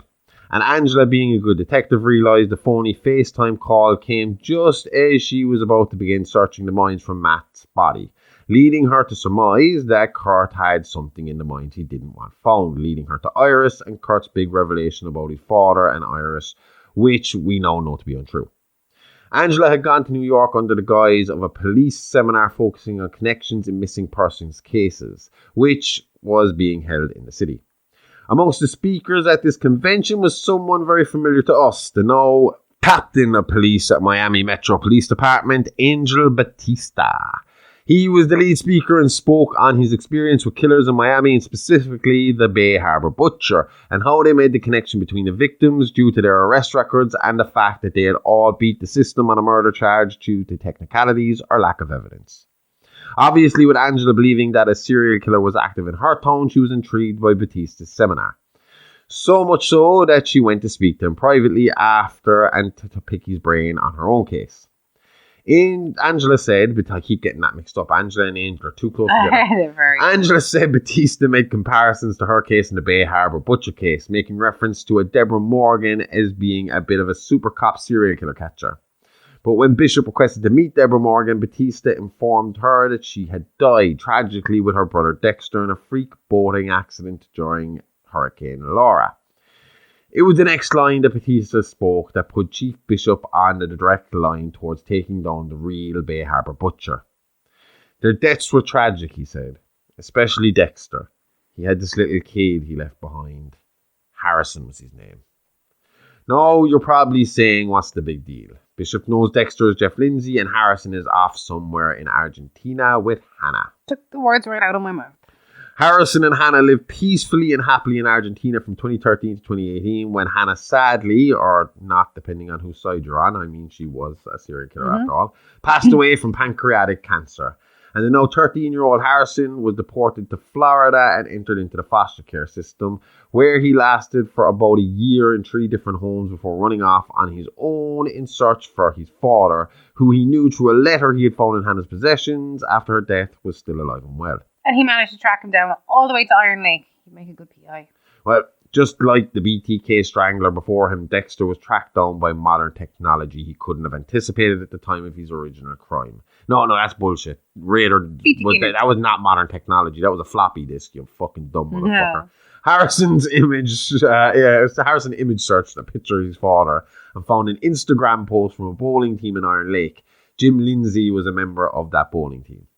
So after hiding the body of Matt Caldwell for later disposal, Dexter returned home to find this 16-year-old boy standing in his house claiming to be his son. After initially denying being Dexter Morgan and sending him on his way, Dexter followed Harrison to the bus stop, admitted his identity, and agreed to answer his questions if he came home with him and stayed a little while. So Harrison was there the whole time the rest of the stuff we're talking about was going on? Meaning Angela had just found out her boyfriend's long-lost son, Harrison, not long before hearing that name again from Batista. Not a lot to go on, but it's something.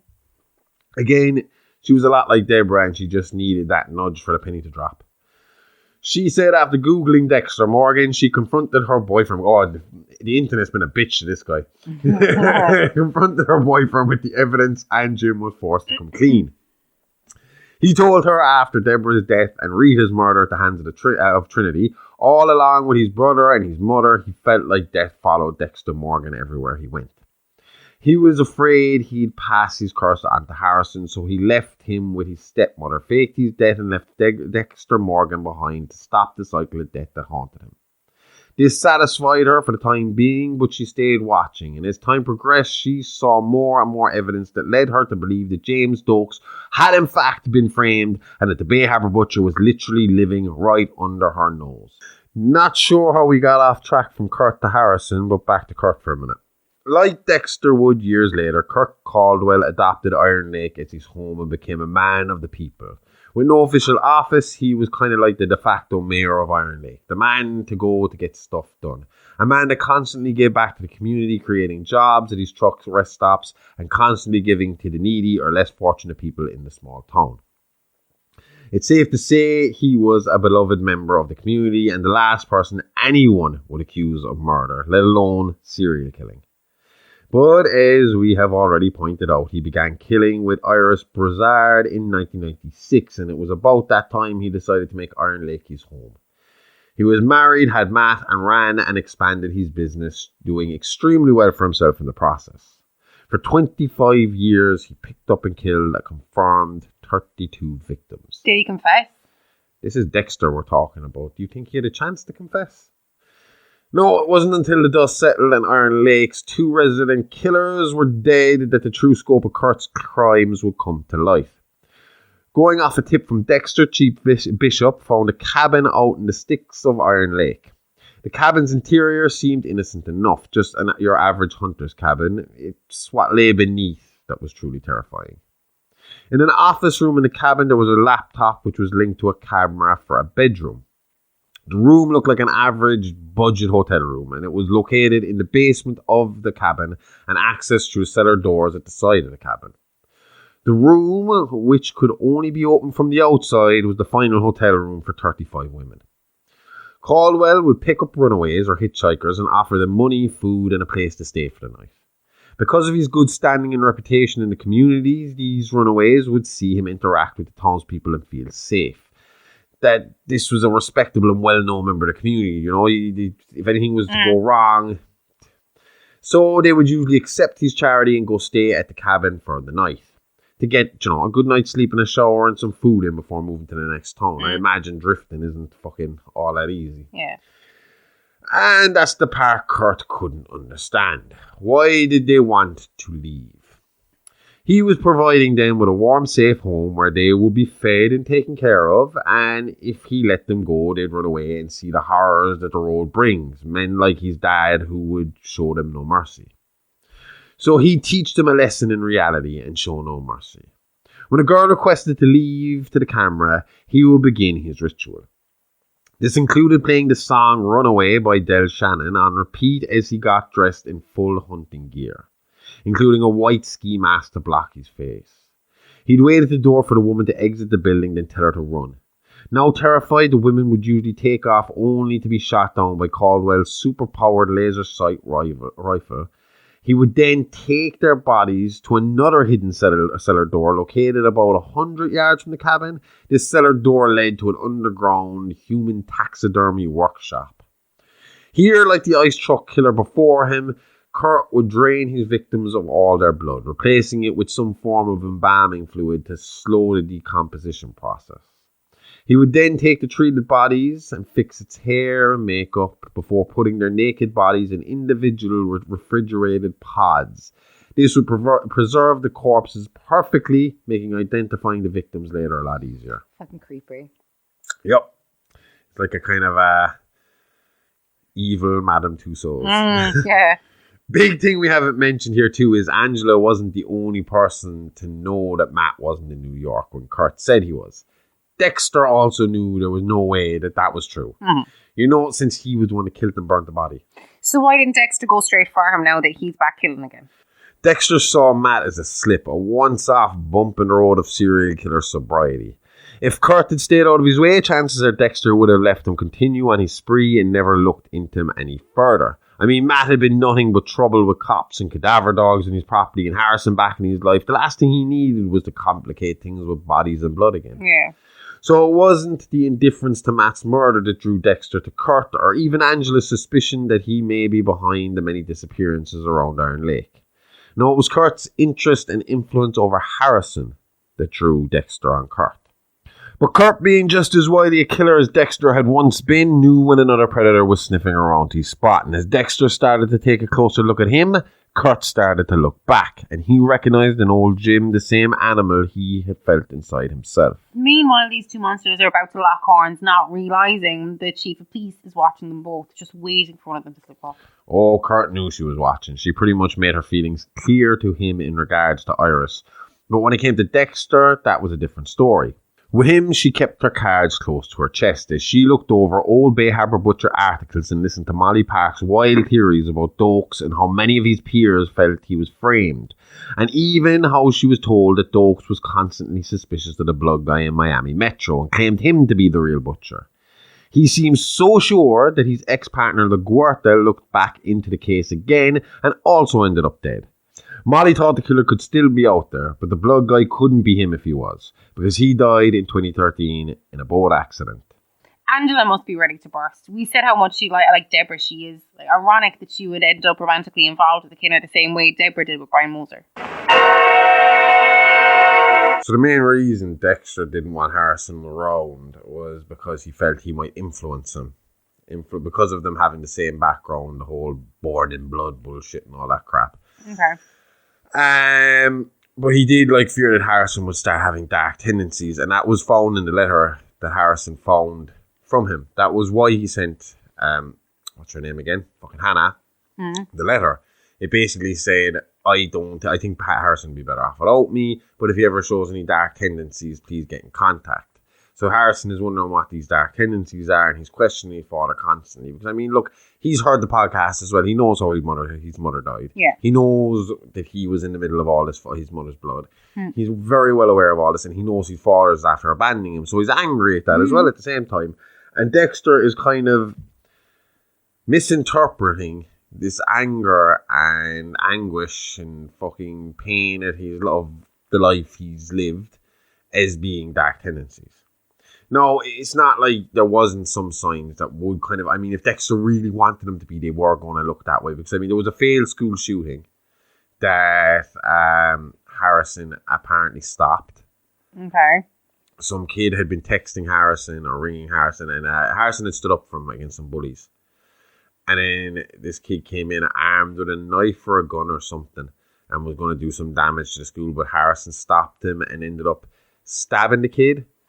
But Dying? Harrison got slashed at the same time. No, he didn't die, but he hurt them. Now, that kid claimed afterwards that Harrison kind of framed him. That he had showed Harrison some fucked up pictures he drew, all right. Okay. But Harrison had kind of, he didn't have any weapon on him, and Harrison called him to this spot. I think it was on a stage or something like that, behind the curtains and in the school. Yeah. And that he called him to that spot, and then Harrison kind of set the scene like Dexter would to make it look like this guy was actually going to do a school shooting, making Harrison the hero, ingratiating him into the school, as a popular kid. Yeah. Because he saved all these kids. So this kid was a bit fucked up. He did have like an enemy list, which was interpreted as a kill list, Yeah. So it didn't look good for this kid. Okay.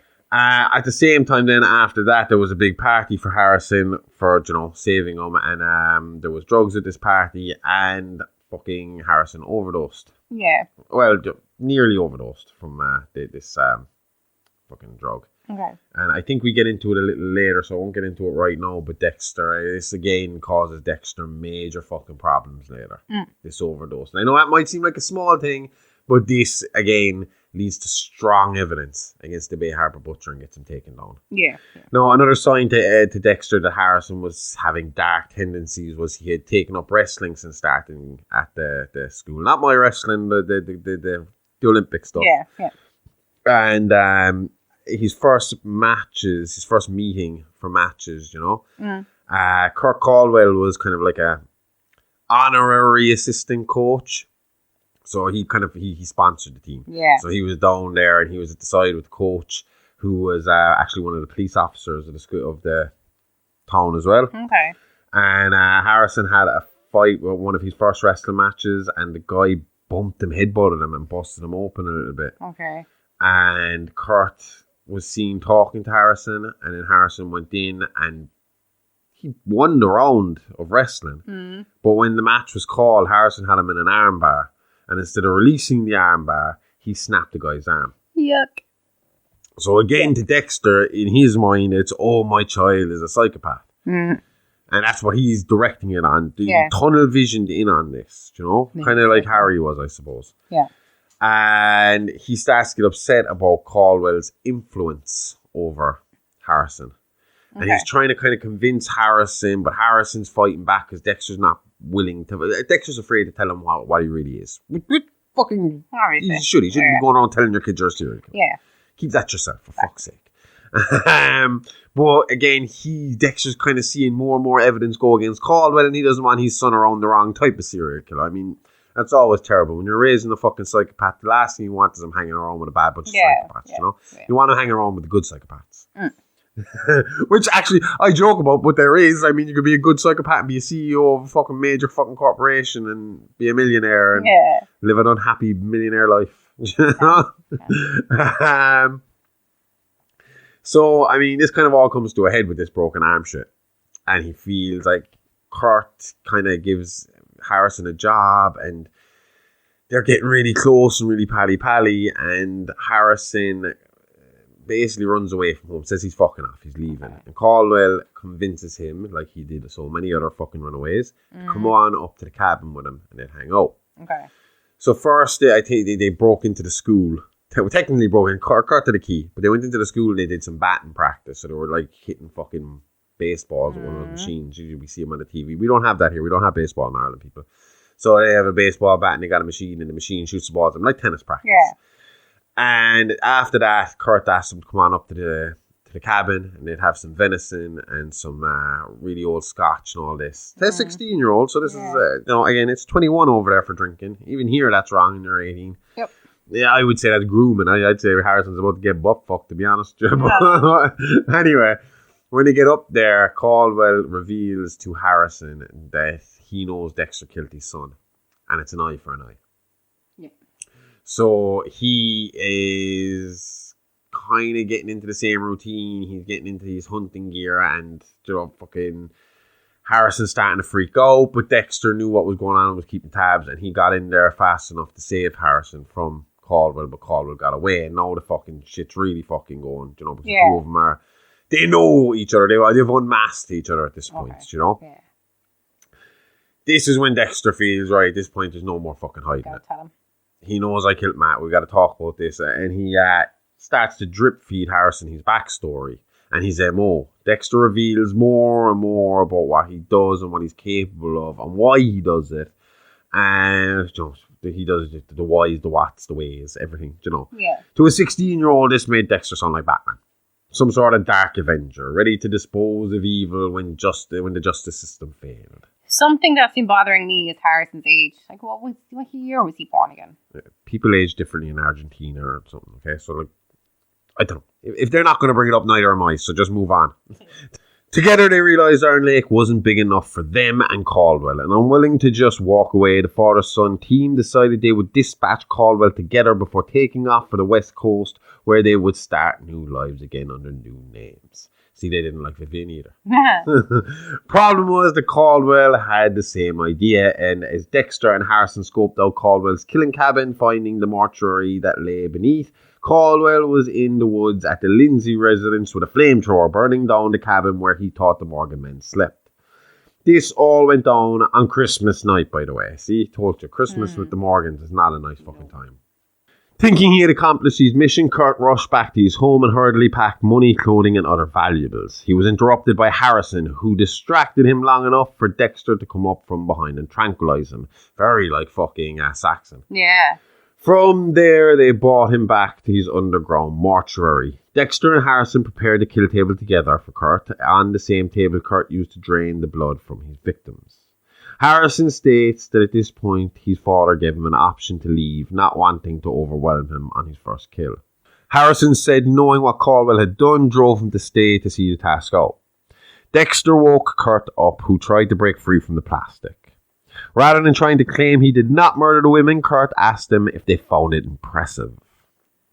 Angry, Harrison said he berated him for murdering them, but Kurt stated he was saving them from the trauma that they would face as runaways.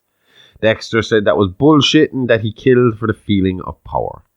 Kurt revealed to Harrison that he tried to kill him because Dexter killed Matt again for another fucking time. I don't know why Harrison told us that a second time.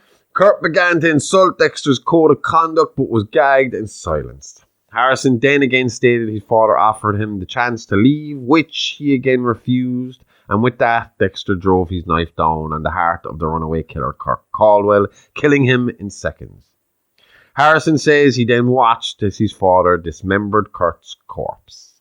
Then they brought him to the same incinerator as the one used to destroy the remains of Matt Caldwell, and there the Caldwell men were reunited in ash. We said earlier that while these two killers went after each other, the extremely capable investigator Chief Angela Bishop was still working the case, or two cases as it seemed at this point. You see, we mentioned earlier that Harrison had a near-lethal overdose at a party. Angered and feeling paternal, Dexter tracked down the dealer who he planned to kill. He had just injected the scumbag when local Iron Lake cop and local high school wrestling coach, Officer Alano Miller Logan, or Coach Logan as he was affectionately known by around the town, turned up on the scene. Dexter, spotting Logan, began to beat on the dealer, leading Logan to believe Jim Lindsay was just reacting like an angry parent, letting him off with a warning, but arresting the dealer, extracting his source from him. Information Dexter also managed to get. But again, before he could kill the supplier, Logan turned up at the dealer's home with a search warrant and backup. Dexter, already having tranquilized the man, was forced to improvise, pumping the man with his own drugs, causing him to overdose and die before police could talk to him. Having studied the case of the Bay Harbor butcher and looking over the reports on the two incidents with the dealers, Angela saw a pattern: the needle mark in the neck. This led her to the first dealer to investigate. His mark matched the marks found in the Bay Harbor butcher victims, and after toxicology reports on the dead dealer came back with a mix of his own drugs and an animal tranquilizer in his system, Angela went to the local vets to see who had purchased the drug locally in recent history.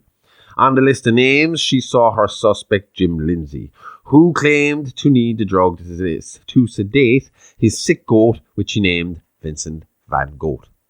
She has them. Like, this is exactly what we said. Like Huerta even should have been doing, working silently, never letting on to him that she suspects him of anything. He thinks he has her run over with his excuse for abandoning his whole life, but she never stopped watching him. For the first time, someone is finally closing in on him, and he has no idea. He's lived life right under the police's nose, and now she's turned the tables on him, staying close so she can investigate him properly and nail him. Funny that you use those words, because that is exactly what happened. He gets nailed, quite literally, and not in a good way. Ooh. We mentioned earlier that Matt Caldwell had titanium screws, so I suppose he gets screwed in his foot, which don't burn. And that after his body was cremated by Dexter, this was all that would be left of Matt. Kurt also knew this, and before burning down Dexter's cabin to leave for his new life, Kurt posted titanium screws to Chief Bishop with a note that read, Jim Lindsay killed Matt Caldwell. Like I said, Bishop is just like Deborah, and all she needed was a little nudge to fit all the pieces together. And as soon as she saw the screws and read the note, she knew her evidence lay in the local sanitation incinerator. She quietly had officers go to the incinerator to fish out the screws. Then, after getting Harrison and her daughter out of the house using the excuse of needing dinner ingredients from the shops, she then had her officers come to her house where they arrested Dexter Morgan for the murder of Matt Caldwell. He never saw it coming. Imagine that feeling, never seen it coming, like a sinking feeling as soon as you know that's it. I've always had that thought, though, that if I was a serial killer, I'd be in constant fucking anxiety. Oh, well, yeah. Every time I heard a siren, I'd shit my pants. Yeah. If someone come to the door and I wouldn't know I expect them, I'd be I'm already like that. Someone knocks on the door and we're not expecting them. It's like, who the fuck is that? Once at the police station, Dexter and Angela had an off-the-record chat. She told him that she knew he killed Matt and planned to bring him to trial for the crime.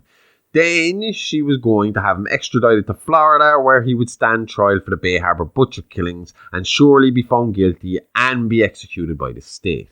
Dexter pleaded with her and told her she had it all wrong. She said she didn't think so, and neither did his old friend Angel Batista, who was amazed to hear Dexter was alive, and after listening to Angela's new evidence on top of LaGuerta and Doak's claims, was on his way, case files in hands and a lot of questions for Jim Lindsay. Oh, do you think he was excited, finally? Imagine it, yeah, I mean, your brain would have to be buzzing on that fucking flight or that drive, like, yeah, you know, definitely. questions you're going to ask him when you see this guy, and how are you going to react? I mean, this guy killed your fucking wife or your ex-wife, like, you know, You should try and contain yourself.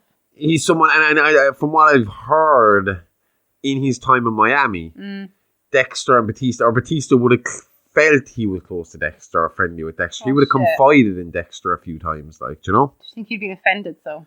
Maybe, well, I would have been, you know? No, knowing he was screwed, Dexter tried bargaining, nodding towards the board in Angela's office, which housed the photos of 35 missing women. Dexter told Angela he could give them the location of all of them and the perp and the evidence to prove it. But Dexter, maybe in a panic of being caught for the first real time, put the horse before the cart and spat out all the information on Caldwell, pretty much killing any chance of an immunity deal, but possibly saving himself from the needle later. I can't imagine him in a panic. Like, everything he always does seems calculated. Maybe you're right, Judge, on what happened next. Again, Iron Lake is a small town, so the police staff included the chief, Sergeant Logan, and one officer, Officer Teddy Reed. So while Angela and Teddy went out to investigate Dexter's claim, and with Batista not due to arrive till morning, Dexter was locked into a holding cell and left under the watchful eye of Officer Logan. So he has no plans of deals with the Caldwell information. It's just a way to clear out the station and give him the best chance to escape. Pretty much, because not long after Angela discovered the Caldwell crime scene, she tried to call it in, only to find no response. It seems somehow Dexter had got Logan close enough to his cage to break his neck and steal the cell door keys. Now, it's believed that Dexter probably wasn't trying to kill Logan at the time, but Logan's gun was out of its holster and a bullet had been fired in Dexter's cell's direction. Judging by the gunpowder residue found by the victim's ear, it's believed that Dexter probably had him in a chokehold and tried to get the keys off the officer that way, only for Logan to pull his gun and shoot over his shoulder at Dexter in desperation.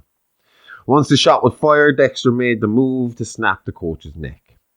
Now free, he contacted Harrison to meet him in the woods and be ready to leave. What Dexter didn't realise though was Harrison wasn't like him in the ways he thought. Harrison was an angry kid and understand why Caldwell deserved his fate, but he wasn't dark like Dexter. He was just a troubled kid who was trying to find his way after losing his family and being alone from such a young age. When Harrison saw that his father had fresh blood in his clothes, he inquired who the blood belonged to. Dexter, thinking they were on the same page, told him that he had killed Coach Logan to get free. He had tried not to, but Logan forced his hand. Harrison pointed out the hypocrisy of this after being drilled on the code throughout the Caldwell murder. He pointed out that the code was only in effect for convenient, and at the end of the day, Dexter was responsible for just as many innocent deaths as many of his so-called guilty victims. Harrison claimed at this point they both knew what had to be done, and he claims that his father walked him through the process calmly as he took aim and shot him through the heart. In a moment of madness, Chief Bishop, who arrived on the scene not long after, told Harrison to leave town and never come back. She claims to have been in shock at the time, but this move cost her job, and Harrison was arrested a few days later in New York City, where he confessed to everything. Under the circumstances and his age, he was found not guilty by reason of diminished responsibility and was released to a foster home where he stayed until he was 18. He lives off of documentary interviews and is currently working on a book.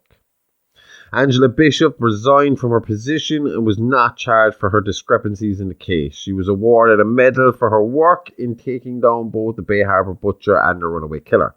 She currently works the lecture and seminar circuit and has a bestseller called Dexter is Dead, and is currently working on her book called Runaway, solely based on her 25-year obsession and investigation of the Runaway Killer, Caldwell.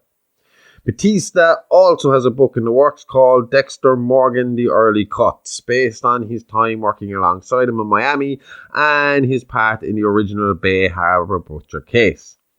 As to whether you agree with his code and methods or not, well, that's a personal decision, I guess. A lot of people to meet the butcher's blade were definitely deserving of it. But just like my feelings on the death penalty, if there's even a 1% chance of an innocent life being taken, then the risk outweighs the results. And although it's true Dexter Moser probably saved more lives than he took over the years, still families suffered at his whim and innocent people met the same fate as the bad ones just for being in the wrong place at the wrong time or asking the wrong questions at the wrong time. The big injustice here is that we have to do a lot of guesswork, and if he had been apprehended alive, we could be doing a whole different show today with more information and more clarity. As I've said before, the details of this case are still relatively new, with more information coming out regularly. So as that happens and as more comes to light, maybe we'll have to revisit the case. But for now, that's all she wrote in the Bay Harbor Butcher, Dexter Morgan. And that's all we wrote for this series, with a brand spanking new subject coming to you next week on It's Alive Alive podcast. Until then, you know what to do. Follow us on all socials at Alive Alive Pod and check out our Patreon at It's Alive Alive Pod for great shows like our Mini Monsters companion show, Real Monsters, and my great horrific history podcast, Playing with Bones, along with classic episodes of Behind the Mask and classic Real Monsters, along with early access to the whole week's Mini Monsters every Monday.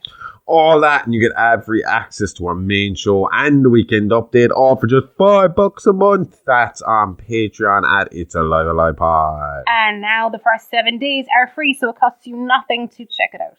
We'll be back next Wednesday with more tales from the Horrorverse. It's Alive Alive podcast, all the guts and gore with none of the guilt. See you all next time, same Alive Alive time, same Horrorverse channel. Okay, love you, bye-bye. Love you, bye-bye. Whew.